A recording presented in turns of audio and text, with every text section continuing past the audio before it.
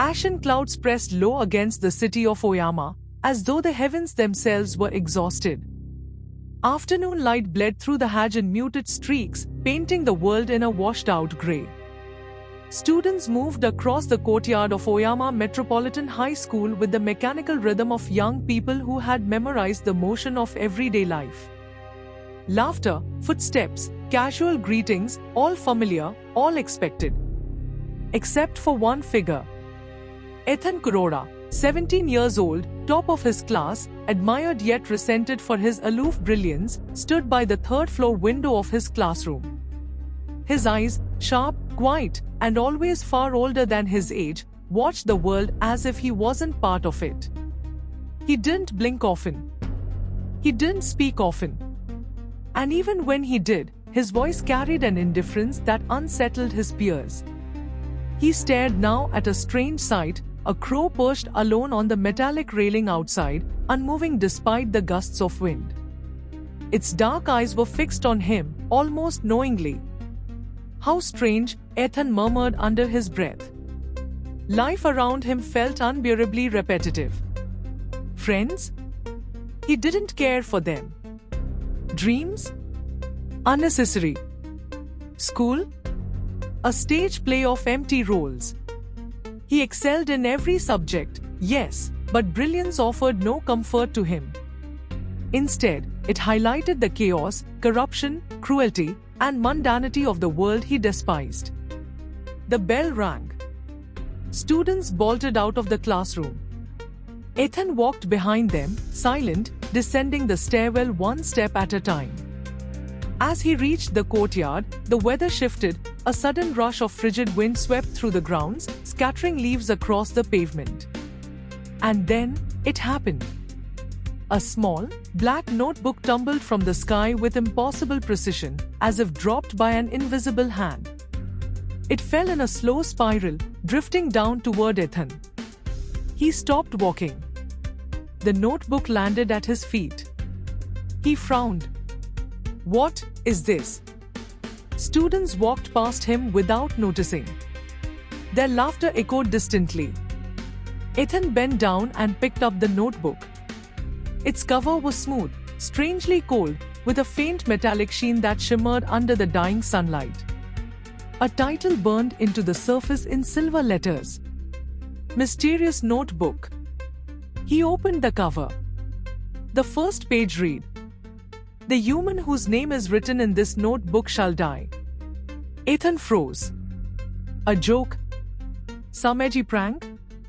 A bizarre leaflet for a horror club? He turned the page.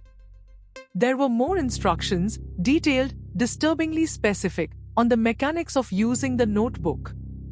How names must be written. How faces must be known. How causes of death could be manipulated. A chill danced down Ethan's spine. Ridiculous. Impossible. And yet, something about the book felt wrong. Ominous. Heavy in his hands despite its small size. He snapped it shut and looked around the courtyard. Nobody had dropped it. Nobody was searching for it. Nobody had even seen it. The crow on the railing above him cawed sharply, almost like a laugh. Ethan narrowed his eyes. His heart beat faster than he expected. Strange or not, this notebook had chosen him. And he was someone who always pursued the truth, no matter how dark. He slipped the notebook into his bag, walked home alone through the dimming streets, and whispered to himself, "Let's see what you really are." The world outside continued as if nothing had happened. But Ethan Kuroda's life had already changed forever. Rain pounded the windows of Ethan's room that night, hammering rhythmically against the glass like impatient fingers demanding entry. His room was meticulously tidy, shelves arranged by subject and importance, desks spotless, textbooks aligned with mathematical precision. A single lamp cast a faint halo of umber across the wooden surface. Ethan sat at the center of it all, the mysterious notebook resting in front of him like a dark secret eager to be unwrapped. He read the instructions again. Then again. then a third time. A normal person would have thrown it away, laughed it off, or shown it to friends. But Ethan wasn't normal. He believed nothing, yet questioned everything. He was the type to dissect a miracle with the coldness of an autopsy. He opened a news website on his laptop. The headline made him pause. Oyama bus hijacker takes 18 hostages. A live broadcast played, a man with a knife pressed against a terrified woman's throat, screaming threats through the broken bus door. Police surrounded the vehicle, guns raised but hesitant. Ethan leaned back in his chair. A test, he whispered. If this is fake, nothing will happen. But if it's real? He wrote the hijacker's name. Slowly. Carefully. Tatsuya Gonda, heart attack. He closed the notebook. 40 seconds passed. His heartbeat quickened. 41, 42. On the screen, the hijacker suddenly froze. His chest tightened. His knife clattered to the floor. The hostages scrambled away as he collapsed onto the steps of the bus, eyes bulging, mouth gaping in silent agony. The reporter screamed. The screen cut to chaos. Ethan's breath hitched, not in fear, but something else. A shocking, electric exhilaration. It's real, he whispered, voice trembling. The notebook was real. And with it, he had the power to end lives. Lightning flashed outside. Thunder boomed. Rain struck the window with renewed force. A shadow moved behind him. Ethan spun around, chair screeching. At the far corner of his room stood a towering, skeletal creature with elongated limbs, a jagged spine, and a grin stretching unnaturally wide across its pale, monstrous face. Its eyes glowed an airy blue, swirling like twin storms. Good evening, Ethan Kurora, it rasped, voice like two stones grinding together. Ethan staggered backward, his pulse exploding. Who? What are you? The creature tilted its head. I am Kale, a wanderer from the realm beyond your mortal world. And that notebook you're clutching so tightly belonged to me. Ethan's eyes widened. So it isn't a prank. Kale laughed, a deep, unsettling sound that rattled the air. Prank? Oh no, boy. This is entertainment. You humans, you're fascinating. When given power, you reveal your true selves. Ethan tried to steady his breathing. Why did you drop this? Why me? Kale shrugged. Chance? Boredom? Fate? Humans love explanations, but sometimes there are none. His grin broadened. But I must admit, you looked so wonderfully bored. I thought you might be fun. Ethan clenched his fists. I'm not your toy. Kale chuckled. We shall see. Despite his terror, Ethan couldn't look away. Lightning illuminated Kale's airy form again, tall, otherworldly, terrifying, yet oddly fascinated by him. The creature stepped closer. Now, Ethan, the real question is this: what will you do with such power? Ethan looked at the notebook. Then the world. Then himself. And he whispered the words that sealed his destiny. I will fix this rotten world, even if I must become its nightmare. Kale's grin widened. Oh, this is going to be interesting. Morning sunlight leaked into Ethan's room far too gently for the magnitude of what had happened the previous night. Birds chirped. Cars hummed outside. Life moved forward, oblivious to the monstrous truth perched in Ethan's bedroom. Kale floated lazily near the ceiling, one leg crossed over the other, flipping through Ethan's manga collection. I like the violence in this one, Kale remarked, pointing to a particularly gruesome page. Humans have such imaginative ways of hurting each other. Ethan didn't respond. He was busy watching the news.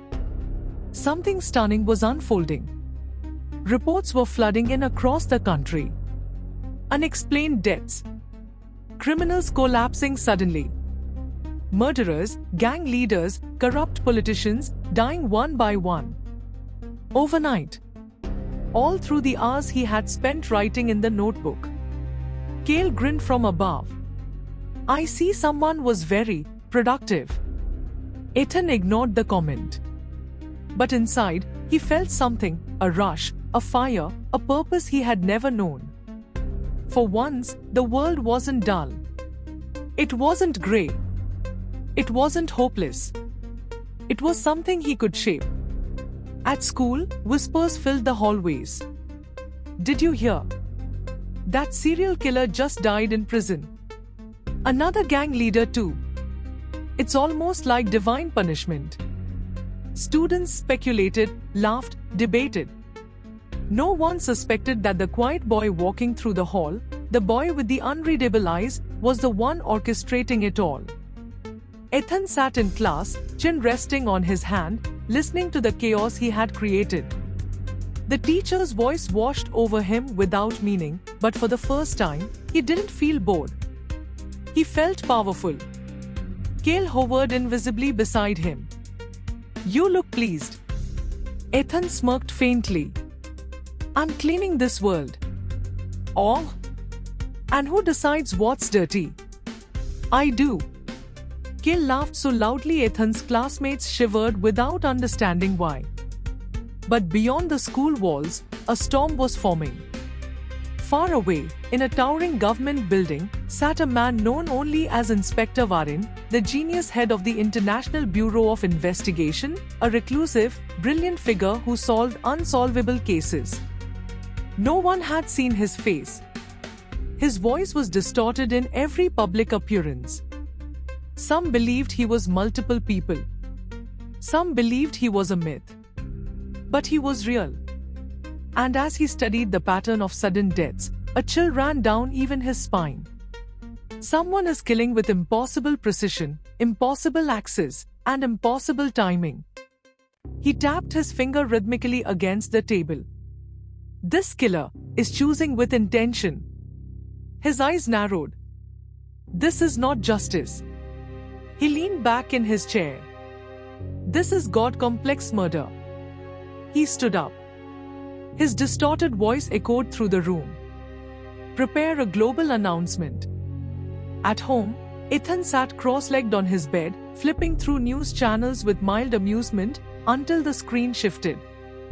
A dark silhouette appeared. A voice, cold, mechanical, and infamous. Inspector Valen. Ethan stiffened. This message is for the one responsible for the recent deaths, Valen said calmly. We know you exist. We know your pattern. You are not cleansing the world. You are a coward wielding invisible murder. Ethan's jaw tightened. Cale looked intrigued. Oh? Someone caught your attention. Valen continued. You believe your power makes you righteous. It does not. And I promise you this, I will find you. No matter who you are. No matter how you kill. No matter what rule you use. Ethan leaned forward, eyes burning. Valen's shadowed figure tilted its head.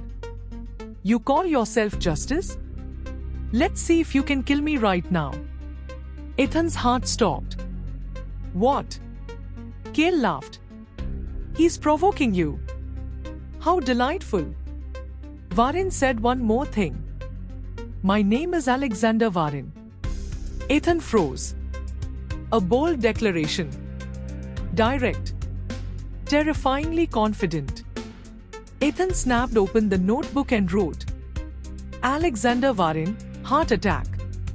Seconds passed. Nothing happened. The screen flickered. And Valen spoke again, this time with unmistakable triumph. That was a fake name. Ethan's eyes widened. Cale cackled. Oh, he's good. The message continued. Now I know it.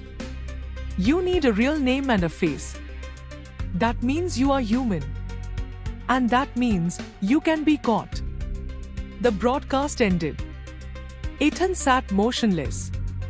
His breathing slow, deep, dangerous. Cale floated behind him. So, Ethan, what will you do?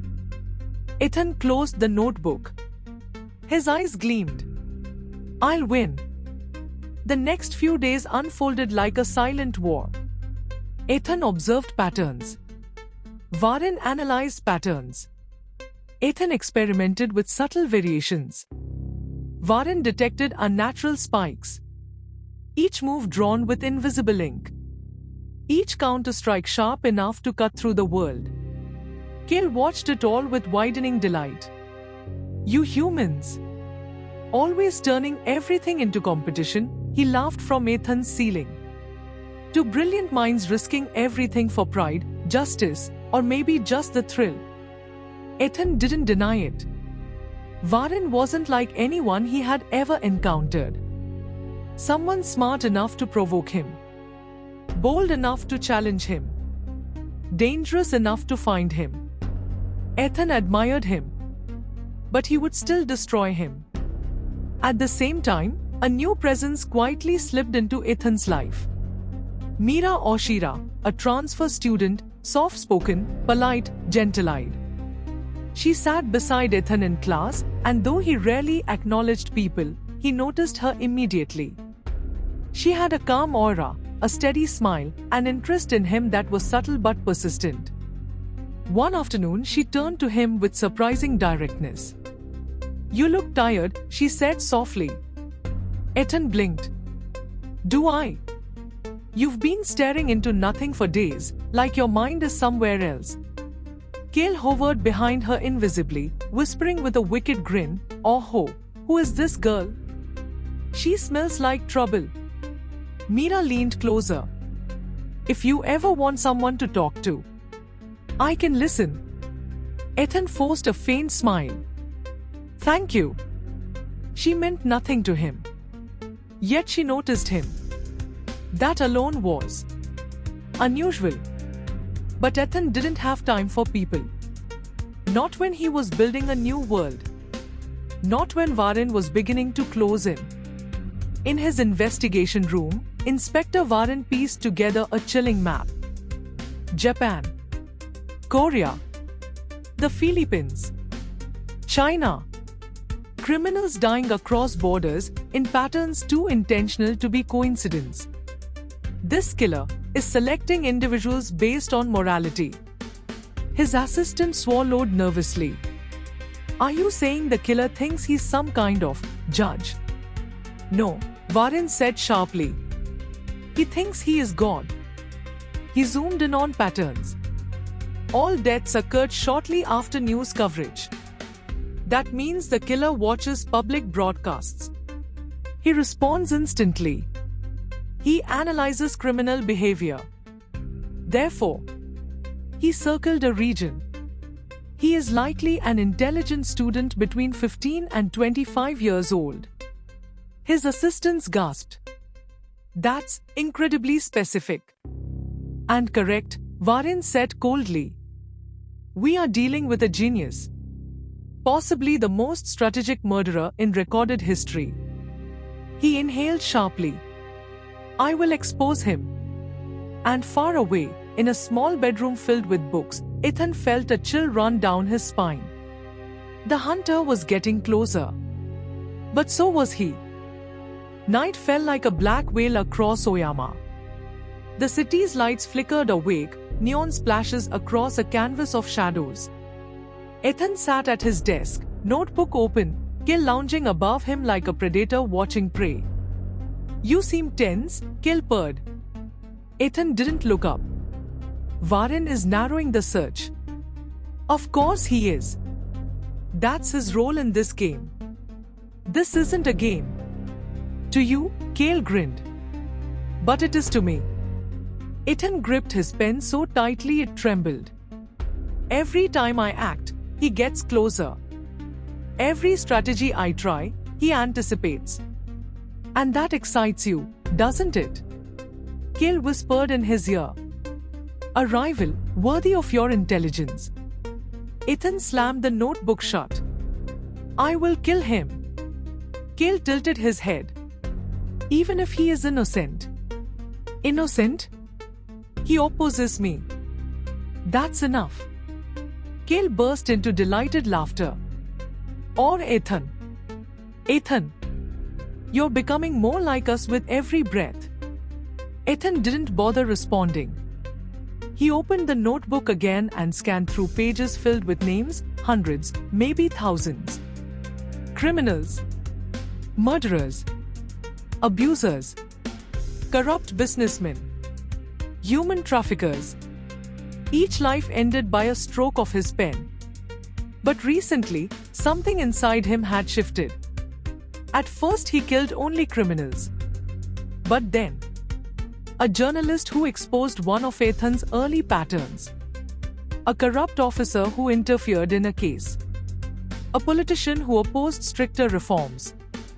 They weren't criminals. Not really. But they were obstacles. And obstacles had to be removed. Ethan stared at his reflection in the dark screen of his laptop, the faint outline of a boy with quiet eyes. But those eyes weren't quiet anymore. They were cold. Sharp. Relentless. Cale hovered behind him, whispering softly. You are evolving. Ethan whispered back. I am becoming justice. Meanwhile, Mira Oshira continued observing him from the edges of his life. She saw the exhaustion in his eyes. The strange isolation. The way he occasionally whispered to someone who wasn't there. And she worried. She approached him after school one day, under the orange glow of sunset. Ethan, you're scaring me, she said quietly. He blinked. What? You don't look well. You don't talk. You barely blink anymore. Ethan stiffened. Cale smirked from the rooftop above. Careful, boy. She sees too much. Mira stepped closer. If you're in trouble, let me help you. He forced a smile. I'm fine, Mira. But she didn't believe him. She placed her hand over his. Warm. Human. Gentle. Just don't lose yourself, she whispered. Ethan stared at her hand. For a moment, just a moment, something softened in his chest. But then Cale's voice slithered into his ear. Let go of distractions. Mira's touch became a weakness. And Ethan had no room for weakness. He stepped back. Don't follow me anymore. Mira's eyes widened. Ethan. Goodbye. He walked away, leaving her standing in shadows, heart heavy with fear. The war reached its peak. Varen cornered Ethan more sharply with every passing day. Digital traps, news triggers, surveillance anomalies, Ethan dodged each by mere inches, always one step from being exposed. Cale reveled in the tension. This is delicious, he cackled, hovering upside down. One slip, Ethan, and everyone will know what you are. I won't slip, Ethan growled. Won't you? You seem less stable than before. Ethan didn't deny it. The notebook took a toll, mentally, emotionally, spiritually. He slept little. Ate less. All he could think about was names, deaths, patterns. Varen. He was losing pieces of himself. But he had never felt more alive. One night, the world shook. Inspector Varen went on air again, same silhouette, same mechanical voice. Your days are numbered, killer, he said. I know your age, your region, your timing, your psychology. You act like a child pretending to be a god. Ethan's fingers clenched. Varen continued. You are not justice. You are a frightened boy desperate for meaning. Ethan's vision blurred with fury. Cale watched with anticipation. Varen leaned forward. And soon, I will reveal you. The broadcast ended. Ethan slammed his fists against the desk. Enough. I won't let him win. He grabbed the notebook, flipping through pages frantically. I just need his real name. His face. One slip from him, that's all. Cale laughed softly. Are you sure, Ethan? If you kill him, who will challenge you? I don't need a challenge. You're lying, Cale whispered. Ethan threw the notebook against the wall. Lightning cracked outside. Thunder roared. And then, his phone buzzed. A message. Unknown number. We need to talk. Mira A. Ethan's chest tightened. Cale's grin widened. Oh? The girl again? She really does care for you. Ethan grabbed his coat. I'll meet her. Cale drifted behind him. Why? She'll only slow you down. Ethan didn't answer. Deep down, he knew he was falling apart. Maybe Mira sensed it. Maybe someone cared enough to reach through the darkness. He walked through the rain-drenched streets to the old footbridge near the river, the place Mira had mentioned once in passing. She stood there, soaked, shivering, eyes full of worry. Ethan, as she shouted over the storm. Please, tell me what's happening to you. He stopped several steps away. Mira, go home. No, she cried. You're hurting. You're drowning in something terrible. Let me help. Ethan shook his head. No one can help me. Why? What are you doing? Why are you breaking? Cale whispered from the shadows. She will ruin everything. Mira stepped closer, tears mixing with rain. Ethan, please, just tell me. Stop, he shouted, voice cracking. She froze. He inhaled shakily. I'm creating a better world, he whispered. Mira looked horrified. Ethan, what have you done? He closed his eyes. It's too late. The wind howled. The river roared. Cale towered behind Ethan like a monstrous demon. Mira stumbled back. What is that, behind you? Ethan opened his eyes. Cale stepped forward, revealing himself. Mira screamed. Ethan grabbed her shoulders. Listen to me. You can't speak of this. She trembled. Ethan. I don't understand. Why is this happening? Ethan's heart cracked. Mira, run. Ethan. Run. She turned and fled into the rain. Ethan collapsed onto the wet pavement, shaking, breath broken. Cale hovered over him. You're losing everyone. Everything. Soon, you will be alone with only me and your notebook. Ethan looked up, rain streaking down his face like tears. Yes. Cale grinned. And now, you truly become reborn. Ethan stood slowly, picking up the notebook he had dropped. He looked toward the city, a sprawling maze of lights, lies, and flawed humanity. A world he would tear apart and rebuild. No matter the cost. He whispered, voice trembling with both agony and determination. This is my rebirth. Lightning split the sky. Thunder shook the earth. And Ethan Kurora walked into the storm, the boy who tried to become a god, the god who was still just a boy, and the monster he was destined to become. The mysterious notebook glowed faintly in his hand. Its story had only just begun.